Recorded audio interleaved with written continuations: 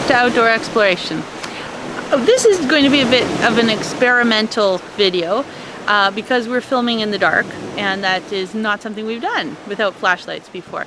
But today I don't want flashlights because we have come to Tunstall Bay Beach on Bowen Island, and I am hoping to also go to another beach and find the nightlife, the beach nightlife in August. The main reason we've come is hoping to show you phosphorescence. I have no idea if we'll be able to film it, but we'll try. And the bats. So we were here last night and there were a whole lot of bats around. One of them just passed me now. We will try to show you some bats, but in case we don't find some, I just thought I'd talk about this. The shoreline, well, of lakes, but also the ocean, is a great place to find bats because, and ponds I should add, because they love mosquitoes and other flying insects. And we have a whole bunch of different species of bats here. I don't know how many on this island specifically, but I think 17 or something species of bats in British Columbia. And they're out flying, eating mosquitoes all evening. So often you see them little, you know, flying by.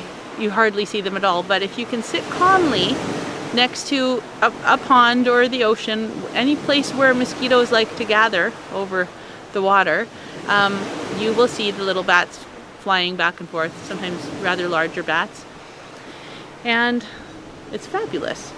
I will tell you what I expect to see, and then we'll see what we can film, because the fact is we may not see much on this camera, but I hope that at the very least this week's episode will inspire you to get out and just watch some body of water near your home and see what's living there. Usually at this time of day I see the bats, as I said. Sometimes you'll hear owls. We have mostly barred owls on Bowen Island, but apparently also snowy and great horned owls have been seen here. Oh, and a couple of little smaller types too. Lots and lots and lots of moths of different types. Obviously mosquitoes and larger insects like crane flies. There are some animals like mink and otter and seal that you might see, but they're, well, seals and sea lions you'll see and hear when they're out, but mink and otter are much more secretive. You may see them. Yeah. Those things, and phosphorescence. So a lot of people have been talking about phosphorescence lately, because what happens is, as the summer progresses, and this happens earlier and earlier as climate change brings us different situations in the ocean, the phytoplankton that produce the phosphorescence bloom, and you know that's also known as red tide. So in the daytime it can look like the ocean is kind of a brown color, but in the nighttime many of those phytoplankton actually have stored the energy from the sun in the day, and when they're agitated by people moving or fish swimming or the waves crashing or even boat motors, then they release that energy that they stored, and we see it as light. So that's what we call phosphorescence, and this evening we're going to go swimming in them and agitating them all so we can watch them shining. Sometimes they even tumble off when you come out of the water and you see sparkles fall down. It's magic. Here we are sitting still trying to see what we can see, and although I've seen a couple bats fly by, I'm pretty sure you haven't. So we're just going to wait until it gets dark and see what we can show you of the phosphorescence. That's about it. This is the perfect time to be sitting out here. You'll have to take my word for it and take yourself down to the beach, because we have this warm rocks that the algae are all crashing up onto on the beaches and warming themselves and breeding and blooming and phosphorescing, or whatever you would call it, luminescing, I'm not sure what you call it.